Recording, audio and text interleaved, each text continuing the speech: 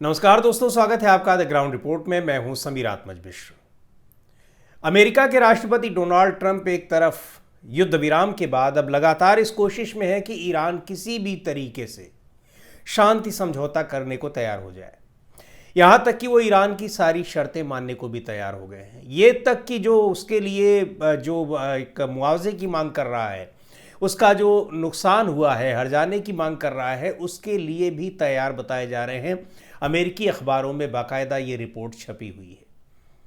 लेकिन दूसरी तरफ इजराइल ऐसा लग रहा है कि अमेरिका को और ख़ास तौर पर डोनाल्ड ट्रंप को अभी भी इस लड़ाई में उलझाए रखेगा।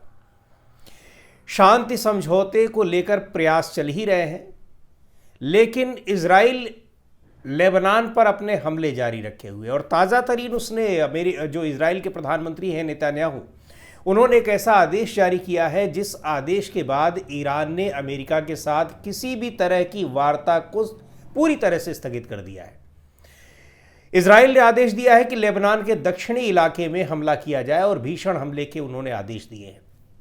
हालांकि हमला लेबनान की तरफ से भी हो रहा है, हिजबुल्लाह भी इजराइल पर लगातार हमले कर रहा है, लेकिन ये जो अब नए निर्देश हैं हमले के, उसने ईरान को बुरी तरीके से खफा कर दिया है। ईरान के विदेश मंत्री है अब्बास अरागची, उन्होंने साफ तौर पर कहा है कि जो हम युद्ध विराम हुआ था अमेरिका के साथ, उसमें लेबनान भी शामिल था, उसमें यमन भी शामिल था, और जिन भी लोगों ने ईरान के साथ लड़ाई में सहयोग किया था वो सभी इस युद्ध विराम में शामिल हैं। यानी अगर लेबनान पर और यमन पर हमला होता है तो निश्चित तौर पर ये ईरान पर भी हमला माना जाएगा। और इजराइल लगातार लेबनान पर हमले कर रहा है, यानी युद्ध विराम का वो लगातार उल्लंघन कर रहा है।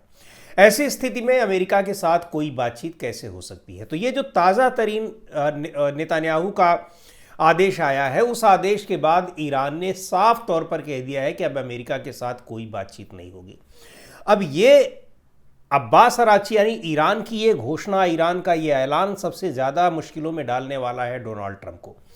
डोनाल्ड ट्रंप की ये मजबूरी है कि तमाम विरोधों के बावजूद वो इजराइल की बात मानने को, इजराइल के दबाव में आने को वो विवश दिखाई पड़ रहे हैं। क्यों दिखाई पड़ रहे हैं? यही सवाल उनके देश की जनता पूछ रही है और यही सवाल पूरी दुनिया पूछ रही है कि आखिर ऐसा क्या है कि नेतन्याहू के दबाव में डोनाल्ड ट्रंप सारा कुछ काम कर रहे हैं। यहाँ तक कि वो अमेरिका की प्रतिष्ठा को भी पूरी तरह से धूमिल कर चुके हैं। अमेरिका को इतना नुकसान हुआ है, आगे भी अभी नुकसान होने की आशंका है। इन सब के बावजूद वो क्यों इस लड़ाई में इजराइल के दबाव में आगे बढ़ते हुए दिखाई पड़ रहे हैं? अब जबकि डोनाल्ड ट्रंप खुद चौतरफा घिरे होने के बाद इस कोशिश में लगे थे कि किसी भी तरीके से इजराइल मान जाए, अब जबकि डोनाल्ड ट्रंप तमाम कोशिशों के बाद इस नतीजे की ओर पहुंचने की तरफ बढ़ रहे दिखाई पड़ रहे थे कि ईरान के साथ शायद कोई उसका स्थायी समझौता तैयार हो जाए, कोई स्थायी शांति का समझौता कोई बन जाए, लेकिन अब फिर से अड़ंगा डाल दिया है इजराइल के प्रधानमंत्री नेतन्याहू ने। और इस स्थिति में जब अब ईरान ने मना कर दिया है तो फिर सारी जो कोशिशें थी वो कोशिशें फिर धूमिल हो गई हैं कि कोई शांति समझौता होगा या नहीं होगा।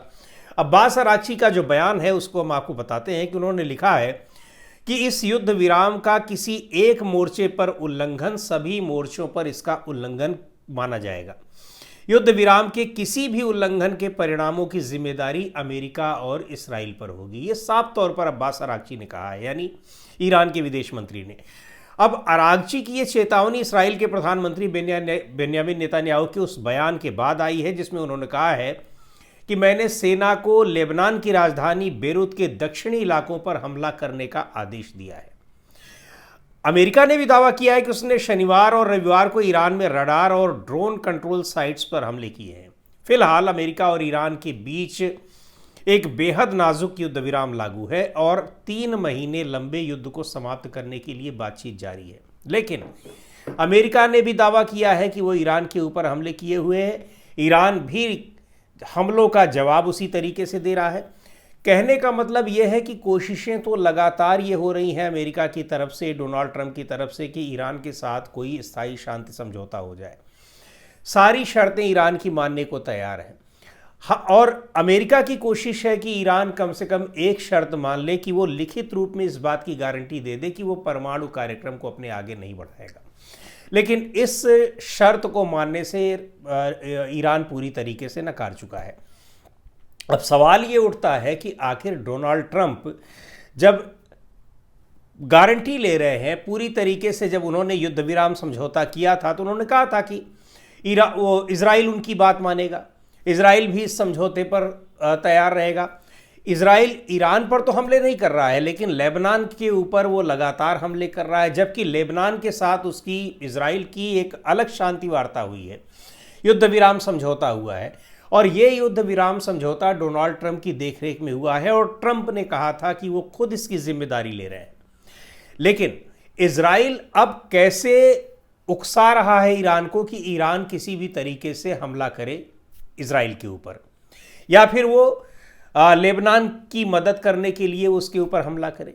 इसके साथ ही वो अमेरिका को भी ईरान पर हमले के लिए उकसा रहे हैं, क्योंकि इजराइल को ये लग रहा है कि अमेरिका में जिस तरह की स्थितियां बनती दिखाई पड़ रही हैं उसको देखते हुए डोनाल्ड ट्रंप बहुत आगे अब लड़ाई में बढ़ नहीं पा रहे हैं और ईरान के साथ वो कोई समझौता करने के लिए बिल्कुल उतावले दिख रहे हैं। और वास्तव में यह है भी उतावलापन अमेरिका का डोनाल्ड ट्रंप का साफ तौर पर दिखाई पड़ रहा है। अगर कोई समझौता हो जाता है तो इजराइल फिर अपने को अलग थलग पा जाएगा, क्योंकि इजराइल ईरान के साथ कोई समझौता करेगा ये बहुत मुश्किल लग रहा है। अमेरिका कर भी लेता है तो इजराइल शायद इस समझौते का भागीदार न बने, और बनता है तो फिर उसको बड़ी कीमत चुकानी पड़ेगी। और फिर जैसे अब डोनाल्ड ट्रंप को जवाब देना मुश्किल हो गया है कि आखिर इतने 40 दिन तक की लड़ाई लड़ने के बाद आपको हासिल क्या हुआ, तो नेतान्याहू से भी पूछा जाएगा कि भाई आप लगातार 2-2 बार 3-3 बार ईरान के ऊपर हमले कर चुके, आखिर उस हमले से आपको मिला क्या। तो ईरान के साथ स्थितियां बिल्कुल अलग है, लेकिन ईरान का डोनाल्ड ट्रंप के ऊपर ऐसा दबाव है कि वो अपनी मर्जी से कोई भी काम उनसे करवाने को एक तरीके से उसमें सफल हो जा रहे हैं। अब ये देखना है कि जिस युद्ध विराम समझौते का उल्लंघन करने के बाद ईरान ने अब जिस तरीके से अमेरिका के साथ चल रही शांति वार्ता को कोई समझौता करने के लिए जो वार्ताएं हो रही हैं उस वार्ता को पूरी तरह से स्थगित कर दिया है। अब इस स्थगन के बाद अमेरिका क्या यानी डोनाल्ड ट्रंप क्या इजराइल के ऊपर यानी नेतान्याहू के ऊपर ये दबाव बनाएंगे कि वो लेबनान के ऊपर हमले रोक दें, क्योंकि इस लेबनान और इनके साथ भी जो समझौता हुआ था उसमें मध्यस्थता अमेरिका ने की थी और अमेरिका ने गारंटी भी उसकी ली थी। तो ये सवाल अब इसमें असली परीक्षा जो होनी है वो अमेरिका के राष्ट्रपति डोनाल्ड ट्रंप की होनी है, क्योंकि ईरान के साथ अगर समझौता नहीं होता है तो फिर हॉर्मुज स्ट्रेट नहीं खुलेगा। हॉर्मुज स्ट्रेट नहीं खुलता है, अमेरिका को अपनी नाकेबंदी वहाँ से ख़त्म करनी पड़ेगी। नहीं ख़त्म करते हैं तो वो एरिया पूरा बिल्कुल ब्लॉक रहेगा और पूरी दुनिया में जो एक हाहाकार मचा हुआ है वो अभी लगातार मचा ही रहेगा।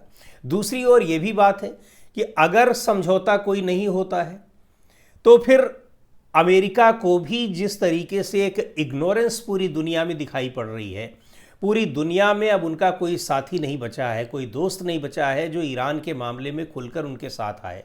तो जब तक ये लड़ाई खिंचती चली जाएगी तो अमेरिका का इग्नोरेंस भी ये बना रहेगा। अमेरिका को जिस तरह से आइसोलेट किया गया है, उनका यानी एक तरह से जो आइसोलेशन है, अकेले उनको उनके हाल पर छोड़ दिया गया है, वो स्थितियां बनी ही रहेंगी। तो डोनाल्ड ट्रंप की तो ये मजबूरी है। अच्छा, दूसरी बात ये भी है कि अमेरिका के भीतर भी डोनाल्ड ट्रंप के खिलाफ जिस तरह की परिस्थितियां बन रही हैं, तो अब एक नए संकट में जब नेतान्याहू ने डाला है तो अब ये देखना बड़ा दिलचस्प होगा कि डोनाल्ड ट्रंप इस संकट से अपने को कैसे निकालते हैं। क्या वो इजराइल के ऊपर यानी नेतान्याहू के ऊपर ये दबाव डालेंगे कि वो लेबनान पर हमले रोके ताकि ईरान के साथ जो बातचीत चल रही है वो आगे बढ़े, या फिर ईरान के साथ वो बातचीत का कोई दूसरा रास्ता निकालते हैं और ईरान को भी खुली छूट दे देते हैं कि अब वो लेबनान पर हमले करने के लिए अगर हमने मना किया है फिर भी वो कर रहा है तो फिर आप भी अब स्वतंत्र हो उसके लेबनान की रक्षा के लिए, लेबनान का साथ देने के लिए। क्योंकि ईरान पहले से ही कह चुका है कि लेबनान पर अगर हमला होता है तो वो ईरान पर ही हमला माना जाएगा। अमेरिका के साथियों पर हमला ये ईरान के साथियों पर हमला होता है तो वो ईरान पर हमला माना जाएगा। तो अब बड़ी एक विचित्र और नाजुक मोड़ पर यह पूरा पश्चिम एशियाई देशों का जो मामला है वो आ गया है। और ईरान के साथ, ईरान के ऊपर जिस तरीके से अमेरिका और इजराइल ने हमला किया 28 फरवरी को, उसके नतीजे जो दिखाई पड़ रहे हैं वो कम से कम अमेरिका के लिए तो बेहतर नहीं दिखाई पड़ रहे हैं। निश्चित तौर पर युद्ध के नतीजे किसी के लिए अच्छे नहीं होते हैं, हार और जीत किसी की इसमें अभी तक नहीं तय हो पा रही है, लेकिन नुकसान अगर देखा जाए तो सबसे ज़्यादा नुकसान अमेरिका का हुआ है। अमेरिका का केवल आर्थिक और अन्य किस्म के नुकसान नहीं हुए हैं, सैन्य नुकसान ही नहीं हुआ है, बल्कि उसकी जो प्रतिष्ठा धूमिल हुई है पूरी दुनिया में, ये उसके लिए सबसे बड़ा नुकसान है, जिसकी भरपाई आने वाले कई साल में नहीं हो पाएगी। आज की वीडियो में इतना ही। अगले वीडियो में फिर मिलेंगे एक नए विषय के साथ, एक नए मुद्दे के साथ। द ग्राउंड रिपोर्ट के यूट्यूब चैनल को आपने अब तक सब्सक्राइब न किया हो तो ज़रूर कर लें। हमारे वीडियोज़ को लाइक करें, शेयर करें और अपने सुझाव भी हमें ज़रूर भेजें।